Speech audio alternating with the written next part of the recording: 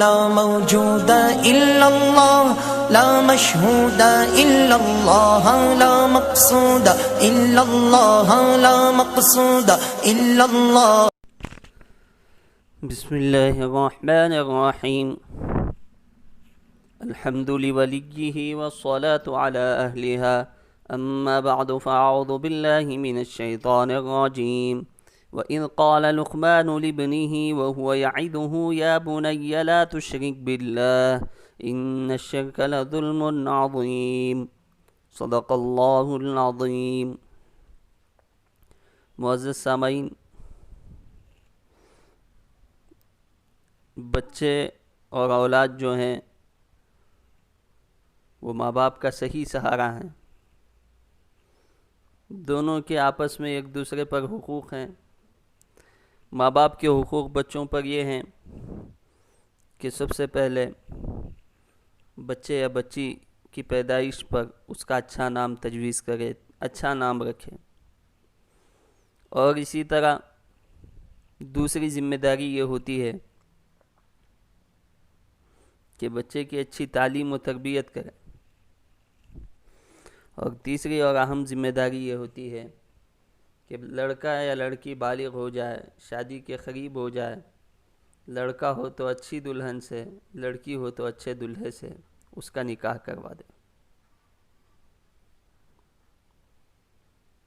یہ 3 فرض ماں باپ کے ہیں. اس میں سے دوسرے نمبر پر جو ہے سچی تربیت، صحیح تربیت ہے. اللہ تبارک و تعالیٰ نے سورہ لقمان میں لقمان کی نصیحتوں کو نقل فرمایا ہے. سب سے پہلی نصیحت آپ کے سامنے بیان ہو چکی ہے کہ وہ نصیحت کرتے ہوئے اپنے بیٹے سے کہہ رہے تھے، بیٹا اللہ کے ساتھ کسی کو شریک نہ ٹھہرائیو. کیوں؟ اس وجہ سے کہ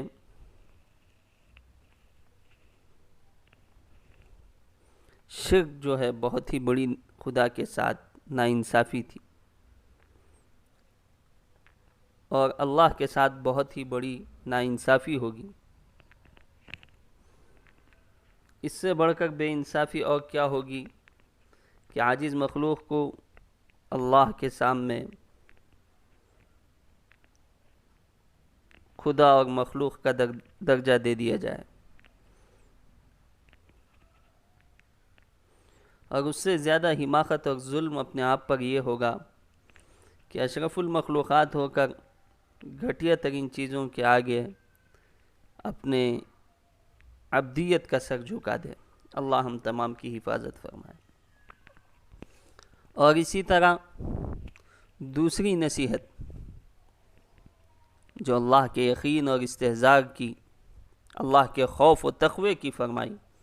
حضرت لقمان نے کہا، یا بنی انہا ان تک مثقال حبۃ من خردل فتکن فی صخرۃ او فی السماوات او فی الارض یأت بها اللہ ان اللہ لطیف خبیر. اے بیٹے، اگر کوئی چیز ہو رائی کے دانے کے برابر بھی ہو، پھر وہ کسی پتھر میں ہو یا آسمانوں میں ہو یا زمین میں ہو، تو اللہ تبارک و تعالیٰ اس کو بھی سامنے لا کر رہیں گے. اللہ تبارک و تعالیٰ ہر چھوٹی سی چھوٹی چیز کی بھی خبر رکھنے والا ہے. تو معزز سامعین، ہم اپنے بچوں کو اس انداز سے تربیت دیں کہ کوئی خصلت اچھی ہو یا بری، اگر اس رائی کے دانے کے برابر بھی چھوٹی ہو، اور فرض کرو پتھر کی کسی سخت چٹان کے اندر یا آسمانوں کی بلندی پر یا زمین کی تاریک گہرائیوں میں رکھی ہو، وہ بھی اللہ سے مخفی نہیں ہو سکتی.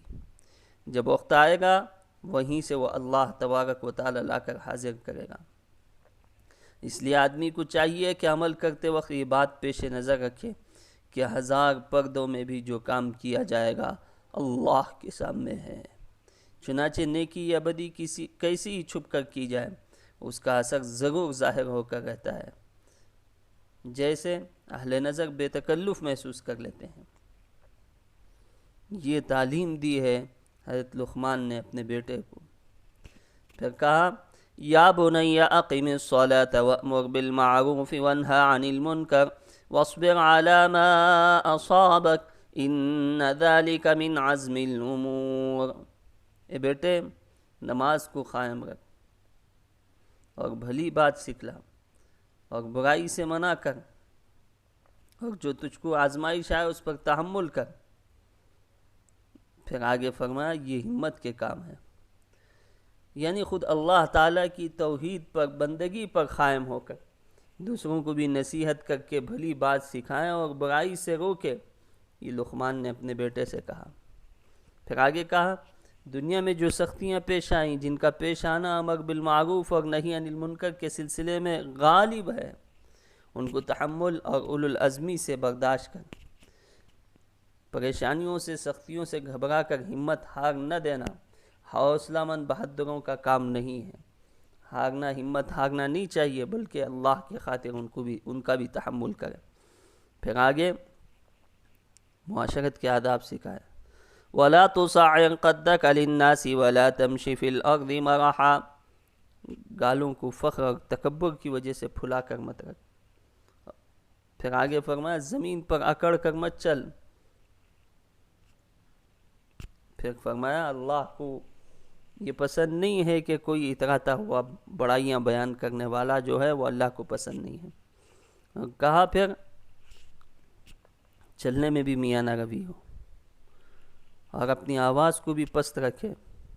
پھر آگے کہا کہ دیکھو یقیناً بری آواز جو ہوتی ہے وہ گدھے کی آواز ہوتی ہے۔ تو اس وجہ سے معزز سامعین یہ جو نصیحتیں اللہ تبارک و تعالیٰ نے نقل فرمائی ہیں، تواضع و متانت اور میانہ روی کے حساب سے، بات چیت کے حساب سے، اور اسی طرح اعتدال میں رہنے کے حساب سے ہم اپنے بچوں کو اس کی تربیت دیں۔ اللہ تعالیٰ سے دعا ہے کہ اللہ تبارک و تعالیٰ ہم تمام کو اسلامی تعلیمات جان کر عمل کرنے کی توفیق نصیب فرمائے۔ آمین۔ وآخر دعوانا ان الحمد للہ رب العالمین۔